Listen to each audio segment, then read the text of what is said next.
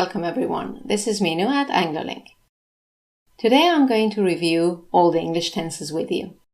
As you will remember, in our first 9 lessons in the series Learn the English Tenses, each time we took 2 or 3 different tenses and looked at the formulation and usage of those in detail.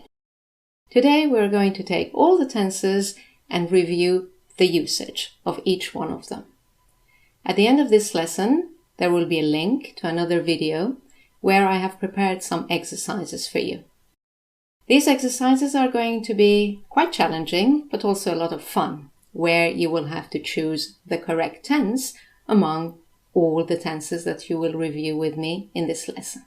Today's prize draw is a free copy of Anglophile 105, which is indeed a review of mixed tenses plus extra exercises.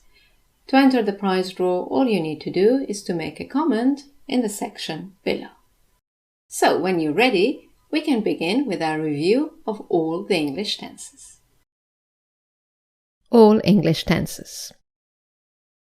As you know, I have explained the different English tenses to you in my 9 videos on tenses. In each video, we have looked at the formulation and usage in detail. In this lesson, we're going to summarize and review the usage of all these tenses together. So, just to remind you, in the first video, we looked at the difference between I do and I'm doing. Then, we looked at the difference between I'm doing and I have been doing. In the third video, we looked at I have been doing and I have done. And then we moved on to the difference between I have done and I did.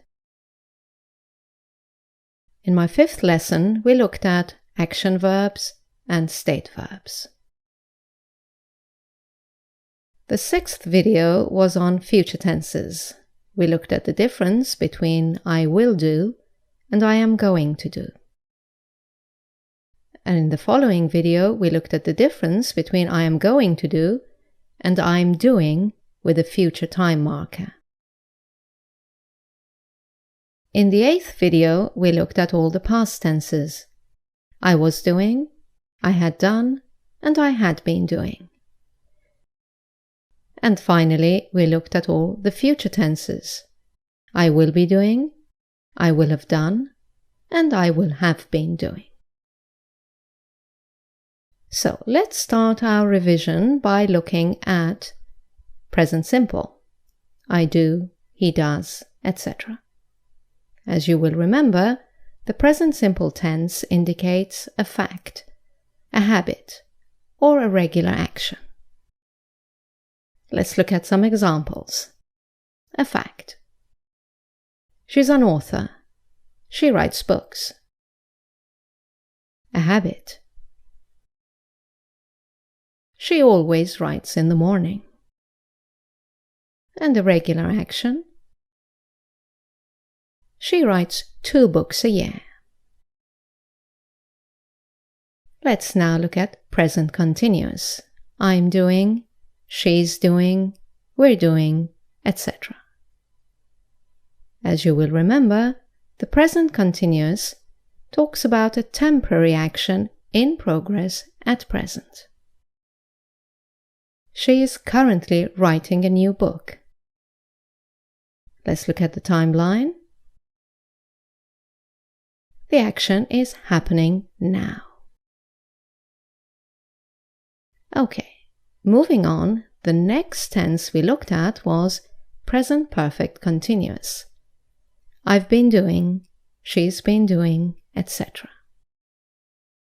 As you will remember, this is about an action that has already started and is still going on. Let's look at the timeline and the example together. She has been writing books for over 20 years. You can also use the word since with this tense. For example, since she was 18. She has been writing books since she was 18. Okay, from present perfect continuous we moved on to present perfect. I have done, she has done, etc. Now you have to be careful with present perfect, whether you're using it with an action verb or a state verb. Let's look at the usage of the present perfect tense with an action verb. When you use this tense with an action verb like sit, go, come, dance, etc., it indicates a completed action, but there is no time specified in the past. The following expressions require this tense because they do not refer to a specific time in the past. They mean some time in the past until now. So far. Already. Not yet. Recently. Just. Ever. Never. Today until now. This year until now. In the last few years. In the past week. For example, she has already written 40 books. Let's look at the timeline. The action is completed without saying exactly when. It's completed before now, which is the time of speaking. Now, looking at the present perfect tense with state verbs, it's completely different. Remember that a state verb doesn't take a continuous tense. So, with the state verb, the present perfect has replaced the present perfect continuous. Which means that, with state verbs, the present perfect shows a state that continues from the past to the present. For example, she has been a writer for 15 years, because we can't say she has been being a writer for 15 years. Or, I have known her since 2010. Again, because know is a state verb, and we cannot put it in the present perfect continuous tense. So we switch it back to the present perfect simple. I have known. But the timeline will look exactly like the present perfect continuous tense. A state that started in the past and continued and is still correct at the present moment. Right, moving on to the past simple. I did, she did, etc. Remember that initially we contrasted past simple with present perfect, because past simple is also a completed action, but at a specified time in the past. Any time expression that refers to a specific time in the past requires this tense. For example, yesterday, last year, a week ago, when I was young. For example, she wrote that novel many years ago. Let's look at the timeline.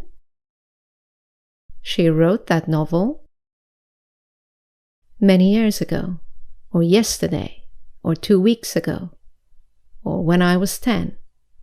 You have a specified time in the past.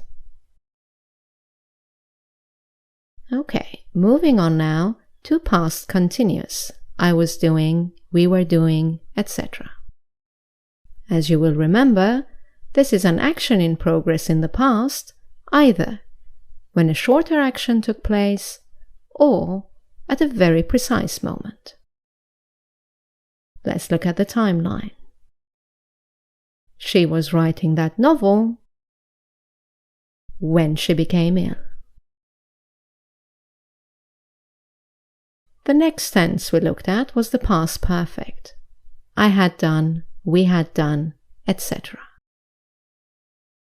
And as you will remember, that was about a completed action in the past, either before another action took place or before a very precise moment.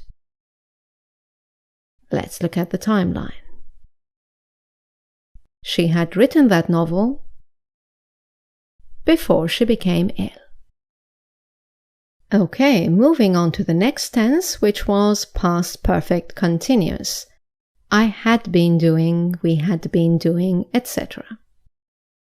And as you remember, this is an action that had started, continued for some time, and was still in progress in the past. Either before another action or before a very precise moment. Let's look at the timeline. She had been writing that novel for a few months when she became ill. Okay, moving on to future tenses now and starting with future simple. As you will remember, there are two main usages. The first one is a decision at the time of speaking, and this is used mainly in dialogues, and it's best to use the contracted form. For example, someone says, Dan called earlier, he wants you to call him back. Reacting to this sentence, the listener will say, okay, I'll call him as soon as I can. The second usage was for a possibility in the future, and usually you need to include an expression of possibility in your sentence. For example, I will probably call him this afternoon. From future simple, we moved on to the going to form. I'm going to do, she's going to do, etc. And as you will remember, there are also two usages. The first one is an action in the future that has already been planned by the speaker. For example, I'm going to call Dan after lunch. The speaker has already decided what he or she is going to do. This form is also used for something that is certain to happen in the near future. I know he's going to invite me out. The speaker is sure that this action is going to happen. Right, then we contrasted going to with present continuous with a future time marker. I am doing something tomorrow. She's doing something next week, etc. And as you will remember, this refers to a fixed arrangement for the future. For example, Dan has invited me out for dinner and I've accepted his invitation. We have a date. So you should say, I'm having dinner with Dan tonight. Okay, moving on to the next future tense. Future continuous. I will be doing, we will be doing, etc. As you will remember, there are also two usages for this tense. The main one refers to an action in progress at a specific time in the future. It's the equivalent of the present continuous tense or the past continuous tense. For example, will you be home at 9 o'clock tonight? Let's look at the timeline. No, I will be having dinner with Dan at that time. The second usage of the future continuous tense was replacing the going to form for the future or the be doing form for the future. For example, are you going to pay for the meal? Yes, I will be paying because he paid last time. In this example, the future continuous tense will be paying has replaced the going to pay. Which restaurant are you going to? We will be going to the Mexican restaurant. In this example, the future continuous will be going has replaced the present continuous for a future arrangement, are going. Right then, moving on to the next future tense, future perfect. I will have done, we will have done, etc. As you know, this refers to an action that will be completed in the future, either before a specific moment or before another action takes place. Let's look at the timeline.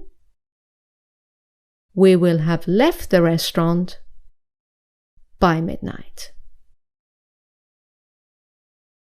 And finally, future perfect continuous. I will have been doing, we will have been doing, etc. As you will remember, this is an action that will have started, will have continued for some time, and will still be in progress in the future, either before a specific moment or before another action takes place.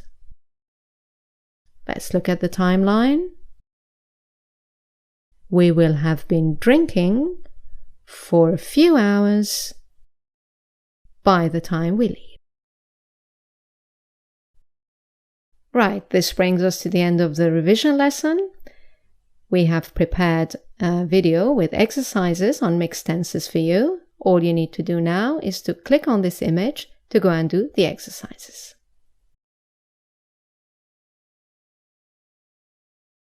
Thank you for watching. I look forward to seeing you in our next video. Bye now.